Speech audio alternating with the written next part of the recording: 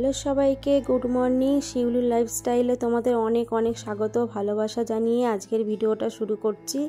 আশা করি তোমরা যে যেখান থেকে ভিডিওটা দেখছো সবাই ভালো আছো, সুস্থ আছো। আর আমি একদমই ভালো নেই, তোমরা থাম্বনেল থেকে বুঝতে পেরেছো। সেটা কেন ভালো নেই সেটা তোমাদের অবশ্যই তোমাদের সঙ্গে শেয়ার করব। তো তোমরা পুরো ভিডিওটা দেখতে থাকো, আশা করি তোমাদের ভালো লাগবে।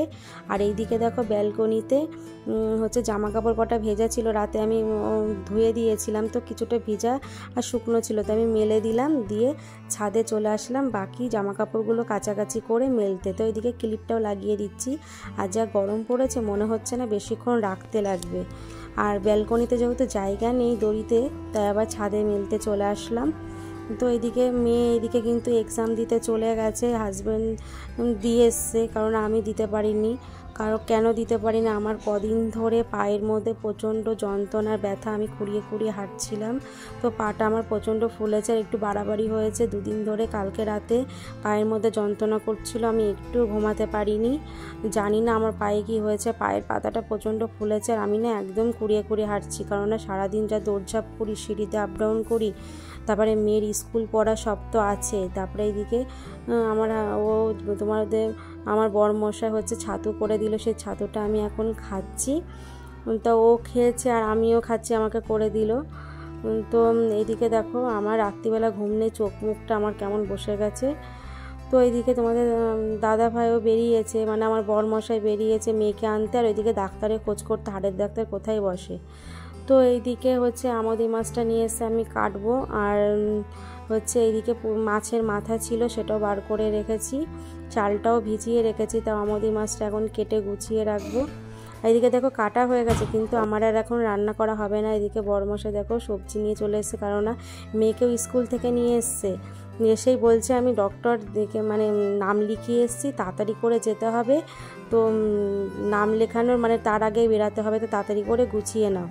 তো আমি তো রান্নাটা হলোই না, দেখতেই পারলে। আর এইদিকে মেয়ের জন্য ছাতু করছে, মেয়েকে স্নান করিয়ে রেখে বাড়িতে ঠাম্মির কাছে রেখে আমরা চলে যাব ডক্টরের কাছে, তারপরে এসে রান্না করব। তো রান্নাটা হলো না, সব রান্না বান্না বন্ধ করে এখন আমাকে ছুটতে হবে। তো মেয়ের খেয়ে স্নান করে খাইয়ে রেখে আবারও ঠাম্মির কাছে রেখেই চলে আসলাম ছুটতে ছুটতে, একদম সংসারের সব কাজ ফেলে রেখে। তো এদিকে দেখো আমার পাটা কি ফুলেছে, আর পাটা কিন্তু প্রচণ্ড ব্যথা, আমি কিন্তু কুড়িয়ে কুড়িয়ে হাঁটছিতে বসে আছি। আমাদের এখনই ডাকবে, আর এখান থেকে কিন্তু আবার ভেতরে গিয়েও বসতে হবে। তো আমরা ভেতরে গিয়ে বসলাম, তো এনাদের পরে আমাকে ডাকবে, আমার টোকনে ওনাদের আগে নাম্বার, আমার পরে। তো এরপরে উনি ঢুকে যাওয়ার পরে তারপরে আমি আবার যাব, জানি না কি হবে, আমার তো প্রচণ্ড টেনশান হচ্ছে, কি বলবে ডক্টর আমি সত্যি কিছু জানি না। আর এখানে কিন্তু সব রকমের ব্যবস্থা আছে, তোমার যদি কোনো এমার্জেন্সি হয় সেটাও তোমার ব্যবস্থা আছে, 5 মিনিটের মধ্যে তোমার হয়ে যাবে। তো ডক্টর দেখিয়ে বেরিয়ে আসলাম, উনি আমার পাটা দেখলো আর আমাকে এক্সরে করতে দিল 10 মিনিটের মধ্যে। তো এক্সরে করে এখানে বসে আছি, রিপোর্টটা ভেতরে গিয়ে আবার ডক্টর বলবে রিপোর্টটার কথা, তারপরে আমরা জানতে পারবো যে আমার পায়ে কী হয়েছে। তো এক্সরে কিন্তু করা হয়ে গেছে 10 মিনিটের মধ্যে।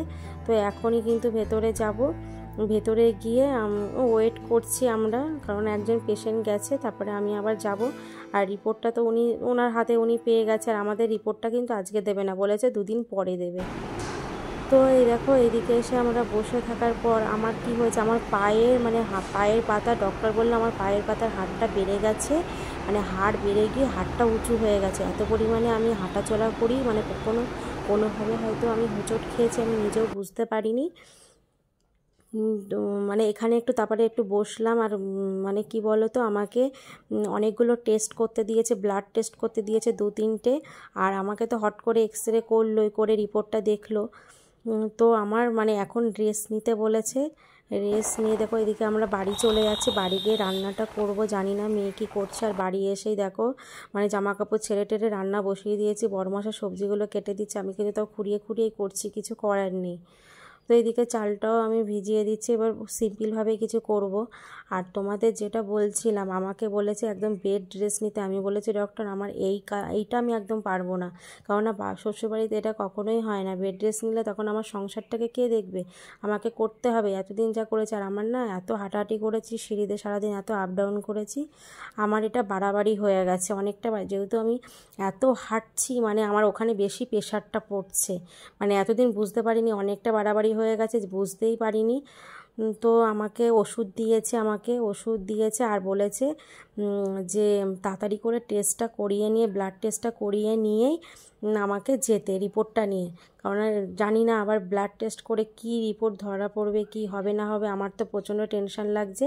আর আমাদের বাড়িতে একজন মানে রিপোর্ট করতে আসে, উনি হচ্ছে বললেই চলে আসে, মানে আমাদের বাড়ির থেকে করে নিয়ে যায়। তো আমার বরমশাই বাড়িতে এসে ওকে ফোন করলো, উনি সকালবেলা আসবে, আমাকে খালি পেটে রিপোর্টগুলো করে নিয়ে যাবে। আবার তো রিপোর্ট তো সারাদিনে পাবো না, রাতে পাবো, পরের দিন আবার আমাকে যেতে হবে রিপোর্টটা দেখাতে। তো আমাকে সেইভাবে ওষুধটা দিয়েছে, টাইমে টাইমে খেতে, হাঁটা চলাটা একটু কম করতে, রেস্ট নিতে, আর দাঁড়িয়ে দাঁড়িয়ে রান্না করা তো চলবেই না। তো এইদিকে দেখো ও খুব অনেকটা আমাকে হেল্প করছে, আর আমি দাঁড়িয়ে দাঁড়িয়ে বলে দিচ্ছি। আর ও তো করেই, তোমরা তো দেখেছো আগের ভিডিওতে রান্নাগুলো করে। তো সিম্পলভাবেই করবো, মাছের মাথা দিয়ে পুঁই শাক করবো। এইদিকে দেখো মাছের মাথাতে পুঁই শাকও প্রায় হয়ে এসছে। তারপরে এদিকে পাঁপড় ভাজার ডাল সিম্পলভাবেই করলাম। আর আমুদি মাছটা কিন্তু ফ্রিজেই রয়েছে, ওটা আর করার সময় পেলাম না, যেহেতু দেরি হয়ে গেছে। বাড়িতে এসে রান্না করে মেয়েরও খিদা পেয়ে গেছে, আমাদের সবারই পেয়ে গেছে। আর দুপুরটা কিন্তু ভালোই গড়িয়ে গেছে। আর সকালবেলা ব্লাড টেস্ট করে রিপোর্ট নিয়ে আবার পরশুদিন যাবো, তো দুদিনের মধ্যে ও আবার সন্ধ্যাবেলায় বেরিয়ে ওষুধগুলো নিয়ে আসবে। তো এইদিকে দেখো ওদেরকে আমি খেতে দিয়ে দিয়েছি, আর আমি কিন্তু কুড়িয়ে কুড়িয়েই কাজ করছি। কি করব, নিজেরটা তো নিজেই করতে হবে। আর ও কতটাই বা করবে বলো, আর ও যে কদিন ছুটি আছে নাই করে দেবে, 2 দিন ছুটি আছে, তারপরে তো আমাকেই করতে হবে। তবুও দেখো সিঁড়িতে আপ ডাউন করা মেনটেনটা একটু কম করে করতে হবে, কারণ ধরো সিঁড়ি দিয়ে সকালবেলা নিচ থেকে ধরো অর্ধেক কাজ সেরে রেখে তারপরে আমি উপরে চলে আসলাম। এবার উপরে যখন করে তারপরে একবার আমি নিচে নামবো, মানে সারাদিনে যদি আমি 10বারও হাঁটাচলা মানে আপ ডাউন করি, সেখানে আমি ধরো 2-3বার করলাম। এইভাবে আমাকে ম্যানেজ করতে হবে, না হলে আমার জায়গাটা পায়ের ওই হাড়টা এত বেড়ে গেছে, জানি না পরবর্তীকালে উনি বলেছে আপনার এই পায়ের ব্যথা যদি না সারে পরবর্তীকালে আপনার হাঁটুতে ধরে যাবে, তখন কিন্তু আবার কোন একটা বাড়াবাড়ি হয়ে যাবে। তা আপনি ভালো করেছেন, তাড়াতাড়ি করে হট করে এসছেন, একটু দেরি হয়েছে ঠিক আছে, তবে এখন ওষুধ খেলে আপনি সুস্থ হয়ে যাবেন। তো আমি এটাই শুধু ভাবছি যে আমি যেন তাড়াতাড়ি সুস্থ হয়ে যাই, ভগবানকে এটাই বলছি। কারণ আমি সুস্থ না হলে আমার বাচ্চা, আমার সংসার কে দেখবে? কারণ নিজে অসুস্থ হয়ে গেলে ওদের দেখার মতো কে আছে বলো? আর সংসারে সবাই আলাদা, মানে যে যার মতো সবাই করতে ভালো মানে করে, অন্য সংসার তো করা হয় না। আর এদিকে দেখো আমি স্নান টান করে মানে পুজো দেওয়া হয়ে গেল আমার, আমি স্নান টান করে নিলাম। আর এইদিকে কিন্তু প্রচণ্ড মেঘ করেছে। আর আমার ঠাকুর ঘরটা তো তোমরা আগেই ব্লগেই দেখেছো, আমি ঠাকুর ঘরটা সুন্দর পরিপাটি করে সাজিয়ে রাখি। আর এটা আমার কিন্তু খুব খুব একটা সুন্দর শখের জায়গা। তো পুজো দেওয়ার পর হট করে দেখি মেঘ করতে না করতে বৃষ্টি পড়া শুরু হয়ে গেছে। আমি কিন্তু ওই পা নিয়ে দৌড়াতে উপরে এসে জামা কাপড়গুলো সব তোলা, আমি কিন্তু জামা কাপড়গুলো তুলে রাখারও সময় পাইনি। আর পুরো শুকিয়ে গেছিলো, কিন্তু 2-1 ফোঁটা বৃষ্টি পড়াতে জামাগুলো মনে হচ্ছে যেন ভিজে যাবে। তো এইদিকে দেখো জামা কাপড়গুলো তুলে নিয়ে আসলাম, এক এক করে ভাঁজ করব। আর আমি কিন্তু তারপরে খাওয়া দাওয়া করে ওষুধটা খাবো, খেয়ে একটু বিশ্রাম করব। ওইদিকে কিন্তু মেয়ে আমার বরমশাই খাওয়া হয়ে গেছে, ওরা হচ্ছে শুয়ে পড়েছে। কারণ মেয়ের আবার মানে এক্সাম চলছে, ওকে একটু না শুলে বিকালে আবার পড়তে যাবে, নাহলে ঘুম থেকে উঠতে পারবে না, আর ও একা একা ঘুমাতে চায় না। ওই জন্য ওর পাপা ওকে ঘুম পাড়িয়ে দিচ্ছে। আর আমি খেয়ে দিয়ে তারপরে গুছিয়ে মেয়ের ব্যাগ নিয়ে একবারে নিচে চলে যাব। তো যাই হোক, এরকম বিপদ ঘটবে আমি সত্যি ভাবিনি, মানে আমার যে এরকম হবে। আর আমার সত্যি কথা বলতে একটার পর একটা আমার বিপদ এভাবে লেগেই থাকে। আমি মানে এই ভালো হয়তো অন্য একটা বিপদে আমি মানে বিপদ হয়ে যায়। তো দেখো আমি তারপরে খেতে বসে গেছি, সিম্পলভাবে অল্প খাচ্ছি, মানে নিয়েছি খাবারটা। তো বন্ধুরা ভিডিওটা আমি এখানেই শেষ করছি, তোমাদের কেমন লাগলো অবশ্যই জানাবে। আর তোমরা অবশ্যই কামনা করো যে আমি তাদের যেন সুস্থ হয়ে যায়, আমার পাটা তাড়াতাড়ি ঠিক হয়ে যাক। আমি এটাও ভগবানের কাছে আমি বলছি যে আমি তাড়াতাড়ি যেন সুস্থ হয়ে যাই, জানি না রিপোর্টে কি হবে। তো তোমরা সবাই খুব ভালো থেকো, সুস্থ থেকো। আবার নেক্সট কোনো ব্লগে দেখা হচ্ছে, টাটা।